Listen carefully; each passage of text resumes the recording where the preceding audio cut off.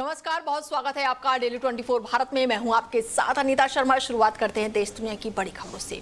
प्रधानमंत्री नरेंद्र मोदी ने गुजरात के साणंद में आयोजित सेमीकंडक्टर परियोजनाओं के उद्घाटन समारोह के दौरान अपने संबोधन में लोकप्रिय वेब सीरीज पंचायत के चर्चित संवाद सुन रहे हो ना विनोद का जिक्र करके माहौल को हल्का फुल्का बना दिया। और जैसे ही प्रधानमंत्री ने यह संवाद कहा, कार्यक्रम में मौजूदा लोगों ने तालियों और ठहाकों के साथ उनका स्वागत किया। इससे पहले CG power and industrial solution के चेयरमैन जो है, उन्होंने भी अपने संबोधन में गुजराती की दो पंक्तियां कहावत में कही। ऐसे में प्रधानमंत्री ने इन्हीं कहावतों को आगे बढ़ाते हुए कहा कि वो कभी छोटे लक्ष्य नहीं रखते हैं और यदि प्रतिमा बनाएंगे तो दुनिया की सबसे ऊंची बनाएंगे, जो कि स्टैच्यू ऑफ यूनिटी की ओर इशारा था। इसके बाद से उन्होंने मुस्कुराते हुए कहा कि कम बोले छे, सुन रहे हो ना विनोद। और ये संवाद सुनते ही पूरा सभागार हंसी और तालियों से गूंज उठा। कार्यक्रम के दौरान प्रधानमंत्री ने स्वदेशी सेमीकंडक्टर उद्योग की भारत की तकनीकी आत्मनिर्भरता की दिशा में एक बड़ा कदम भी बताया है।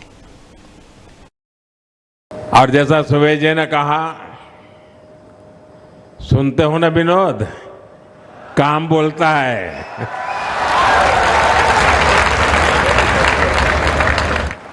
काम बोले थे।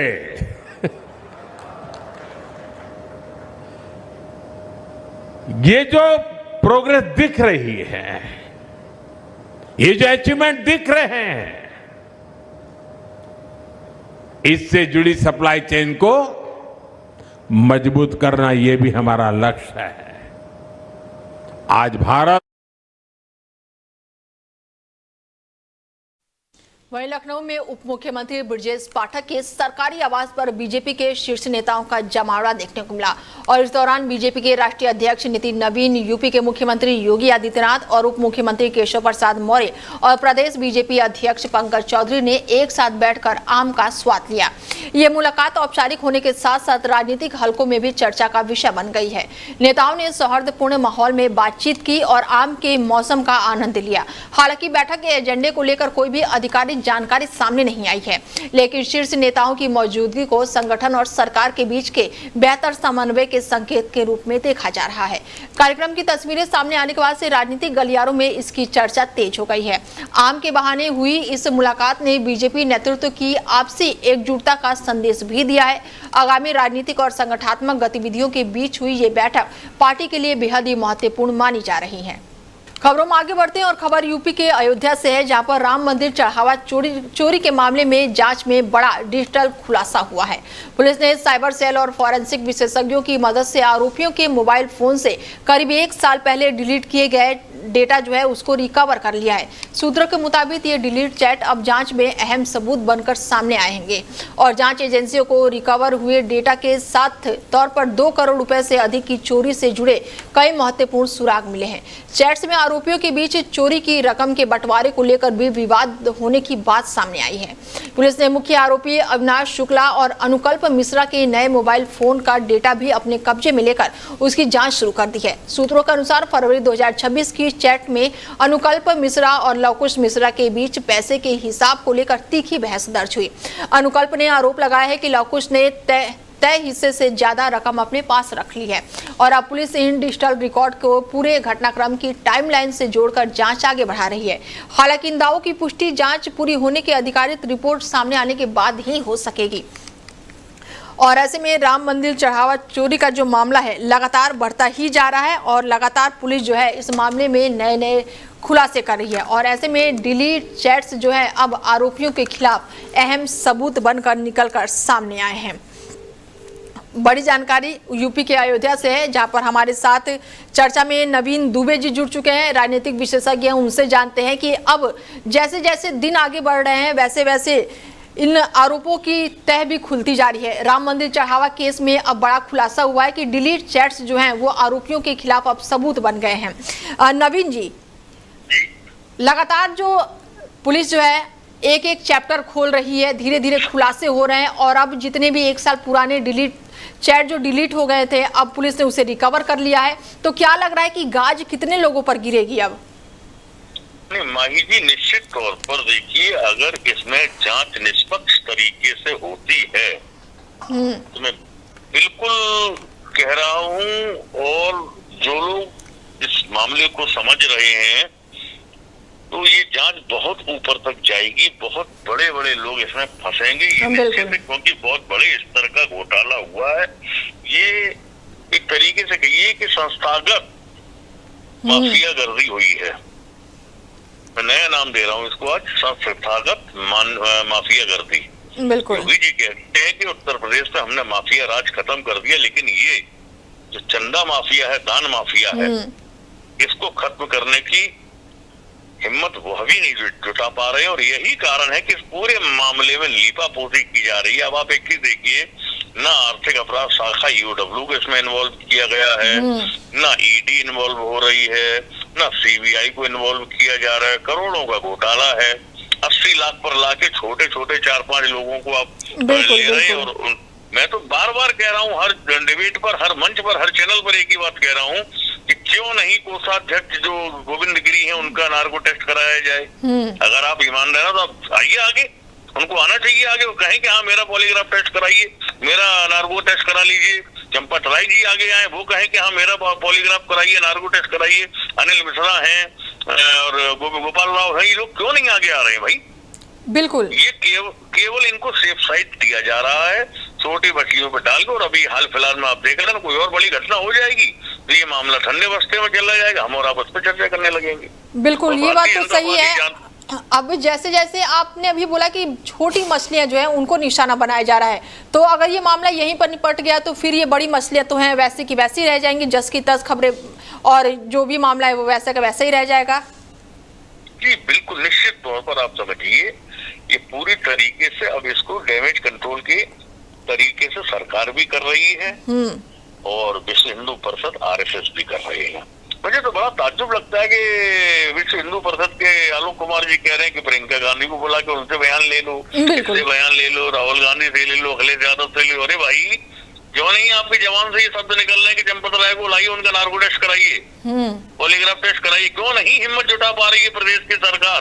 देश के प्रधानमंत्री इस पे मौन धारण किए हुए हैं, कुछ बोल ही नहीं रहे हैं। बिल्कुल, कांग्रेस लगातार अब इस मामले में बोल रही है कि प्रधानमंत्री नरेंद्र मोदी को बोलना चाहिए, चंपत राय का अगर नाम आ रहा है तो उन्हें भी सामने आकर बयान देना चाहिए। बैठक होने वाली थी, बैठक को हटा दिया गया, और अब जो है इनके इस्तीफे की बात जो हो रही है चंपत राय की, पर वो इस्तीफा बाहर क्यों नहीं आ रहा है? ये अंदर खाने में इस्तीफा चल रहा है, तो ये क्या पक रहा है अंदर खाने में? कौन सी खिचड़ी पक रही है? माही जी देखिए, ऐसा है, इस मामले में इस्तीफा दे भी देंगे वो पद से, बिल्कुल, तब भी वो आजीवन सदस्य बने रहेंगे उस ट्रस्ट के। उसके लिए उनको बहुमत से बाहर करना है। बहुमत में कौन है? 15 लोगों के ट्रस्ट में 3 आपके अधिकारी हैं जिनको मताधिकार का अधिकार नहीं है, मत नहीं दे सकते हैं। वो तो बचे कितने? 12 लोग। 12 लोगों में से 8 लोग जब तक आपके इनके खिलाफ नहीं होंगे तब तक ये हटेंगे नहीं उससे। ये उसकी जो संविधान बनाया हुआ ट्रस्ट को इस तरीके का है, आप कैसे उनको हटा लेंगे? नंबर 1। दूसरी चीज ये आती है कि कोई सामान्य घटना नहीं है, ये एक आपराधिक कृत्य हुआ है। ये देश के 150 करोड़, 120 करोड़, 110 करोड़ हिंदुओं के साथ में, सनातनियों के साथ में छल कपट हुआ है, अमानत में खयानत हुई है, धोखाधड़ी हुई है, साजिश हुई है। बावजूद इसके इसमें आप एक ही देखिए ना, किसी में मेरे कोष के अंदर से अगर मैं सरकारी कर्मचारी हूँ, बैंक का कैशियर हूँ, और मेरे कैश से अगर रुपया शॉर्ट हो जाए तो सबसे पहला आरोपी कौन होता है? कैशियर होता है। कैशियर होता है, बिल्कुल। यहाँ कोषाध्यक्ष का कहीं कोई चर्चा में नाम ही नहीं है, न कहीं एफआईआर में नाम है, न महासचिव का नाम है। अरे साइनिंग अथॉरिटी तो ट्रस्ट के भुगतानों में यही थी। और एक एग्जाम्पल मैं दे रहा हूँ कि 2021 में जो जमीन घोटाले हुए, महंगी दरों पर जमीनें खरीदी गई, पैसे का बंदर बांट हुआ, उस जांच रिपोर्ट में आज तक क्या निकल के आया? इस पर भी पर्दादारी होना तय है, ये आप मान के चलिए। और मैं फिर कह रहा हूँ कि भारतीय जनता पार्टी की राजनीति की जो धुरी है वो हिंदू और मुसलमान है। ये अभी कोई फिर बड़ा कांड होगा और आप देख लेंगे घटनाएं सब दब जाएंगी। बिल्कुल, ऐसे में बुलडोजर कार्रवाई की भी बात तो हो रही है, तो बुलडोजर कार्रवाई भी होगी, तो क्या इस मामले में ये पूरा जो कार्रवाई है बस एक बुलडोजर कार्रवाई काफी है? करोड़ों लोगों की श्रद्धा के साथ खेलना, भावना के साथ खेलना, और एक बुलडोजर कार्रवाई नहीं। अब आप एक चीज देखिए, जो बुलडोजर चला रहा है अयोध्या विकास प्राधिकरण, तो अगर अवैध मकान बन रहा था तो एक ही मकान है क्या पूरे अयोध्या में जो अवैध है? मेरे हिसाब से तो अयोध्या विकास प्राधिकरण के उस जिम्मेदार अधिकारी के घर पर पहले बुलडोजर चलना चाहिए, जिसने अपनी आंखों पर पट्टी बांध रखी थी और अवैध निर्माण होता रहा। बिल्कुल। अब आप कोई आरोपी हो गया तो उसके घर पर बुलडोजर चला दो, नहीं है आरोपी तो जी अवैध निर्माण धड़ल्ले से करिए, कोई दिक्कत नहीं। ये क्या मजाक चल रहा है? ये तो तालिबानी व्यवस्था का परिचायक हो गया उत्तर प्रदेश में कानून व्यवस्था। बिल्कुल। और कानून व्यवस्था की बात होती है नवीन जी, और पूरा घर बनकर तैयार हो गया है, 1 करोड़ से ज्यादा का ये पूरा घर बना है, और अब जाकर वो कार्रवाई हो रही है, और वो कार्रवाई तब हो रही है जब इतना बड़ा झमेला जो है वो बाहर निकल कर आया है। नहीं, मैं तो एक चीज और कह रहा हूँ, क्या यही एक मात्र घर उस इलाके में, उस मोहल्ले में, उस गली में है जो अवैध निर्माण में है? बाकी के घर नहीं है? उसकी जांच करी क्या उस अधिकारियों ने और अयोध्या विकास प्राधिकरण के लोगों ने या पुलिस ने? तो बुलडोजर किसी एक के घर क्यों चलाएंगे आप? अवैध निर्माण तो सारी थोड़ी है ना, एक लाइन से है हिम्मत योगी सरकार में। बिल्कुल। तो नवीन जी, क्या ऐसे में ये कह सकते हैं नवीन जी कि चंपत राय को बचाया जा रहा है? निश्चित तौर पर चंपत राय को, अनिल मिश्रा को, गोपाल राव को, गोविंद गिरी को, सबको बचाया जा रहा है। और इनके अलावा जो पीछे पर्दे के हैं लोग, उनको भी इस कदर बचाया जा रहा है कि उनके नाम भी कहीं चर्चा में ना आ पाए। और मैं फिर कह रहा हूं कि ये 4-5 लोगों पर सारा आरोप ठोक देंगे। 80-85 लाख रुपए। अभी एक और मामला नया सामने आ गया कि 1 किलो सोना मढ़ी हुई रामचरितमानस किसी ने गिफ्ट की थी। बिल्कुल बिल्कुल। और ऐसे में नवीन जी, कहा यह भी जा रहा है कि कल ट्रस्ट की बैठक होने वाली है, तो क्या लग रहा है इस बैठक में खुलासे होंगे? कोई अपेक्षा नहीं है। आप एक चीज देखिए, आज से 4 दिन पहले प्रेस कॉन्फ्रेंस होने वाली थी 1 बजे, वो प्रेस कॉन्फ्रेंस सडनली कैंसिल कर दी गई। बिल्कुल। कल की बैठक में क्या होगा? चाय पानी होगा, नाश्ता होगा, एक दूसरे से कहा जाएगा हम तुम्हें बचा रहे हैं, तुम हमें बचाओ। उसके बाद जो बचाने वाले लोग हैं वो आ जाएंगे और बस हो गया, उस पर मिट्टी डाल दी जाएगी। उसके बाद मामला ठंडे बस्ते में। और यही होना, आप देख लेना, ये मामला 100% ठंडे बस्ते में डाल। लेकिन मैं कह रहा हूँ विपक्ष बहुत एक्टिव है। हाँ। विपक्ष मुझे लगता है आसानी से उसको ठंडे बस्ते में जाने नहीं। विपक्ष के लिए तो एक मुद्दा मिल गया है 2027 का। निश्चित तौर पर ये मुद्दा है, बड़ा मुद्दा है। और मैं आपसे 30 सेकंड लूंगा। देखिए, 2024 के लोकसभा चुनाव में तो ऐसा कोई मुद्दा नहीं था। बिल्कुल। और पीडीए का कार्ड लेकर अखिलेश यादव आए, उन्होंने भारतीय जनता पार्टी को चारों खाने चित्त कर दिया पूरे लोकसभा चुनाव में उत्तर प्रदेश में।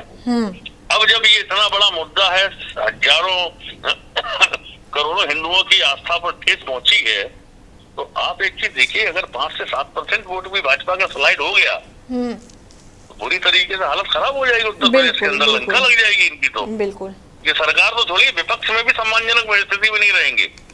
ठीक है सर, ठीक है, समय का थोड़ा सा अभाव है, जुड़ने के लिए बहुत शुक्रिया आपका। Thank you.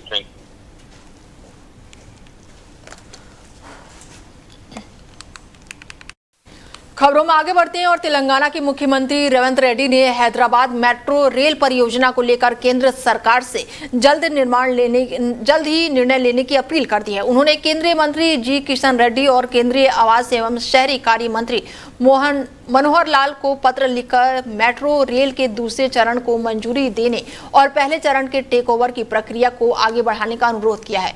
मुख्यमंत्री ने अपने पत्र में 23 और 24 जून को हुई बैठक का उल्लेख करते हुए कहा कि इन मुद्दों पर हुई चर्चा के अनुरूप आगे कार्रवाई जारी रहनी चाहिए। उन्होंने हैदराबाद जैसे तेजी से विकसित हो रहे महानगर में बेहतर सार्वजनिक परिवहन व्यवस्था के लिए मेट्रो विस्तार को बेहतर जरूरी बताया है। रेवंत रेड्डी ने कहा है कि मेट्रो के दूसरे चरण की मंजूरी मिलने से शहर के नए इलाकों को बेहतर कनेक्टिविटी मिलेगी, जबकि पहले चरण के टेक ओवर से संचालन और विस्तार की योजना को गति मिलेगी। राज्य सरकार को उम्मीद है कि केंद्र सरकार इस प्रस्ताव पर जल्दी सकारात्मक फैसला लेगी, जिससे हैदराबाद की शहरी परिवहन व्यवस्था और भी मजबूती मिलेगी। बिहार की राजनीति में अब नया समीकरण बनने जा रहा है। चुनावी रणनीतिकार से नेता बने प्रशांत किशोर पहली बार चुनावी मैदान में अपनी ताकत दिखा पाएंगे और बांकीपुर उपचुनाव बीजेपी के लिए आसान नहीं रहेगा। बिहार की सियासत में अब एक नया राजनीतिक दांव खेला जा रहा है। बिहार की राजनीति में बांकीपुर विधानसभा उपचुनाव को लेकर हलचल तेज हो गई है। जनसुराज पार्टी ने इस हाई प्रोफाइल सीट से अपने सबसे बड़े चेहरे प्रशांत किशोर को उम्मीदवार बनाने का ऐलान कर दिया है। पार्टी के प्रदेश अध्यक्ष मनोज भारती ने प्रेस कॉन्फ्रेंस में इसकी आधिकारिक घोषणा की और इस दौरान प्रशांत किशोर भी उनके साथ मौजूद रहे। बांकीपुर विधानसभा सीट बीजेपी के वरिष्ठ नेता नितिन नवीन के राज्यसभा सदस्य चुने जाने के बाद खाली हुई है और इस सीट पर 30 जुलाई को मतदान होना है, जिसे बिहार की सबसे अहम चुनावी लड़ाई के रूप में देखा जा रहा है। जनसुराज का कहना है कि प्रशांत किशोर लंबे समय से बांकीपुर क्षेत्र से जनसभाएं और स्थानीय लोगों के साथ बैठकें कर रहे हैं और उन्हें उम्मीदवार बनाए जाने के साथ ही पार्टी ने चुनावी अभियान को नई गति देने की तैयारी कर ली है। राजनीतिक विशेषज्ञों का मानना है कि अब तक चुनावी रणनीतिकार के रूप में पहचान रखने वाले प्रशांत किशोर का सीधा चुनाव लड़ना बिहार की राजनीति में एक महत्वपूर्ण घटनाक्रम है। हालांकि ये देखना दिलचस्प होगा कि क्या इस हाई प्रोफाइल मुकाबले में चुनावी सफलता हासिल कर पाते हैं। बांकीपुर उपचुनाव के नतीजों पर अब पूरे राज्य की नजरें टिकी हैं। आज के इस प्रेस कॉन्फ्रेंस में आप सबका स्वागत है। जैसा कि हमने 2 तारीख के अपने प्रेस मीट में आप सबको बताया था कि बांकीपुर की जनता की छांव के संदर्भ में हमने निर्णय लिया था कि इस बात को पार्टी की कोर कमेटी में रखा जाएगा कि पार्टी का इस उपचुनाव में कौन उम्मीदवार हो। आज जो कोर कमेटी की बैठक हुई उसमें एक मत से सर्वसम्मति से यह निर्णय लिया गया कि जनसुराज पार्टी की तरफ से बांकीपुर के उपचुनाव में हमारे पार्टी के उम्मीदवार हमारे सूत्रधार श्री प्रशांत किशोर जी हो। बिहार सरकार के मंत्री और जेडीयू नेता अशोक चौधरी रविवार को बिलौटी पहुंचकर भारत तिवारी के परिजनों से मुलाकात की। उन्होंने दिव्यांग भारत तिवारी के तैलचित्र पर पुष्प अर्पित करके श्रद्धांजलि दी और साथ ही उन्होंने न्याय का भरोसा दिलाया। मंत्री ने कहा कि पूरे मामले से मुख्यमंत्री नीतीश कुमार को अवगत कराया जाएगा और न्यायिक प्रक्रिया के तहत दोषियों के खिलाफ कार्रवाई सुनिश्चित की जाएगी। अशोक चौधरी ने कहा कि वो पहले भी परिवार से मिलना चाहते थे, लेकिन धार्मिक परंपराओं का सम्मान करते हुए 13वीं के बाद आने का निर्णय लिया। उन्होंने कहा कि किसी भी पिता के लिए जवान बेटे को खोना सबसे बड़ा दुख होता है और ऐसे समय में संवेदनाएं सर्वोपरि हैं। मंत्री ने बताया कि परिवार और ग्रामीणों से बातचीत में कई नए तथ्य सामने आए हैं, जबकि जानकारी उन्हें पहले नहीं थी और इन सभी बिंदुओं को रिपोर्ट सरकार को सौंपी जाएगी और आवश्यक पड़ने पर जांच कराई जाएगी। उन्होंने भरत तिवारी की पिस्टल को लेकर भी निष्पक्ष जांच की बात कही है। पूर्व एसडीपीओ के तबादले पर उन्होंने स्पष्ट किया कि संबंधित अधिकारियों का प्रमोशन नहीं हुआ, बल्कि केवल स्थानांतरित किया गया है ताकि जांच निष्पक्ष ढंग से आगे बढ़े। ईरान के पूर्व supreme leader ayatollah Ali Khamenei के अंतिम संस्कार की रस्म तेहरान में संपन्न हुई, जिसमें देश के शीर्ष राजनीतिक, सैन्य और धार्मिक नेता शामिल हुए। अंतिम नमाज में उनके बेटे मसूद और मौजूद रहे, जबकि उत्तराधिकारी और मौजूदा सुप्रीम लीडर मुजतबा खामेनेई सार्वजनिक रूप से नजर नहीं आए। मीडिया रिपोर्ट के मुताबिक इजराइल से संभावित सुरक्षा खतरों को देखते हुए मुजतबा खामेनेई को सार्वजनिक कार्यक्रम से दूर रखा गया है। ईरान की सरकारी समाचार एजेंसी के अनुसार वरिष्ठ धार्मिक नेता आयतुल्ला जाफर ने अली खामेनेई और उनके परिवार के 4 अन्य सदस्यों को अंतिम नमाज अदा कराई है। अंतिम संस्कार में राष्ट्रपति मसूद पेजेश्कियान, सांसद अध्यक्ष मोहम्मद बाघेर गलीबाफ और साथ ही न्यायपालिका प्रमुख भी मौके पर मौजूद रहे। बड़ी संख्या में लोगों ने तेहरान पहुंचकर अली खामेनेई को अंतिम विदाई दी। क्षेत्रीय तनाव के बीच होर्मुज स्ट्रेट में समुद्री गतिविधियों पर असर देखा गया है। जहाजों की निगरानी करने वाली कंपनी जो है, उनके अनुसार भी 4 जहाजों ने सुरक्षा कारणों से अपना मार्ग बदल लिया है, जिससे खाड़ी क्षेत्रों में बढ़ते तनाव की तस्वीरें अब स्पष्ट हो गई है। यमन के तट के पास लाल सागर में एक बार फिर से समुद्री सुरक्षा को लेकर चिंता बढ़ गई है। एक मालवाहक जहाज पर हुए भीषण हमले के बाद से अंतर्राष्ट्रीय समुदाय की नजरें हूती विद्रोहियों पर टिकी हुई है। ब्रिटिश समुद्री सुरक्षा एजेंसियों के अनुसार जहाज पर कई नावों से हमला किया गया, जिसमें कथित हथियारों का इस्तेमाल किया गया। हमले के बाद से जहाजों का नुकसान पहुंचने और चालक दल ने तत्काल सुरक्षा एजेंसियों को सूचना दी है। हालांकि इस हमले की जिम्मेदारी अभी तक किसी संगठन ने अधिकारित रूप से नहीं ली है, लेकिन शुरुआती आशंका हूती विद्रोहियों की ओर जताई जा रही है। पिछले कई महीनों से हूती विद्रोही लाल सागर और अदन की खाड़ी में अंतर्राष्ट्रीय व्यापारिक जहाजों को निशाना बनाते रहे हैं, जिससे वैश्विक शिपिंग और व्यापार प्रभावित हुआ है। घटना के बाद से इस क्षेत्र में समुद्री सुरक्षा बढ़ा दी गई है और अंतर्राष्ट्रीय नौसैनिक बल मुश्किल हालातों पर नजर बनाए हुए हैं। विशेषज्ञों का मानना है कि यदि ऐसे हमले जारी रहे तो वैश्विक सप्लाई चेन और ऊर्जा आपूर्ति पर भी असर पड़ सकता है। फिलहाल हमले की जांच जारी है और जहाजों के चालक दल की सुरक्षा सुनिश्चित करने का प्रयास किया जा रहा है।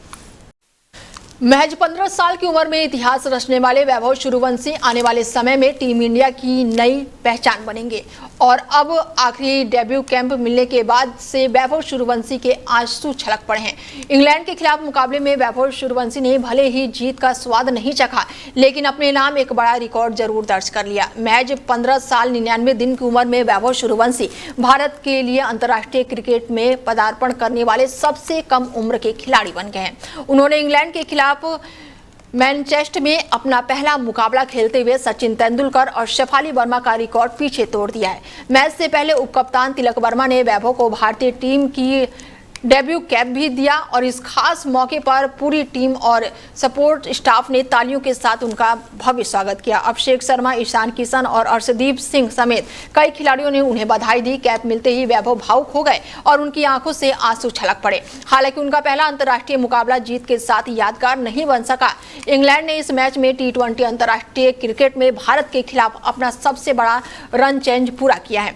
वैभव का प्रदर्शन इससे पहले भी लगातार चर्चाओं में रहा है। IPL के बाद से इंडिया ए के लिए खेलते हुए उन्होंने श्रीलंका ए के खिलाफ त्रिकोणीय सीरीज के फाइनल में सिर्फ 11 गेंदों में अर्धशतक जड़कर लिस्ट ए क्रिकेट के इतिहास का सबसे तेज अर्धशतक बनाने का रिकॉर्ड अपने नाम किया। आयरलैंड दौरे के दौरान भी उनके पहले नेट सेशन का वीडियो काफी वायरल हुआ था और क्रिकेट प्रेमी उनके टीम इंडिया डेब्यू का बेसब्री से इंतजार कर रहे थे। और अब सबसे युवा भारतीय डेब्यू बनाने वाले वैभव सूर्यवंशी ने अपने कैरियर का एक और बड़ा मुकाम हासिल कर लिया है। भारतीय प्रशंसकों को उम्मीद है कि ये युवा बल्लेबाज आने वाले साल में टीम इंडिया के लिए कई यादगार पारियां खेलेंगे। वहीं दिल्ली में मानसून की पहली झमाझम बारिश से जहां पर उमस भरी गर्मी से राहत मिली है, वहीं जगह जगह पानी भरने से कई जगह जाम की स्थिति देखने को मिल रही है। बारिश के दौरान द्वारका एक्सप्रेसवे के अंडरपास में पानी भरने से आम जाम लगा और उसके असर अब द्वारका एक्सप्रेसवे पर भी देखने को मिल रहा है।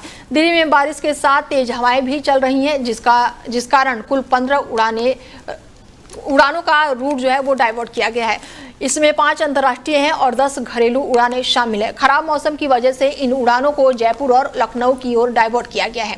दिल्ली मानसून की पहली ही बारिश में बेहाल नजर आ रही है। दिल्ली में मानसून ने 2 जुलाई को दस्तक दी थी और तब से इंतजार किया जा रहा था कि कब बारिश होगी और बीते कुछ दिनों से दिल्लीवासी भयंकर उमस का सामना कर रहे थे।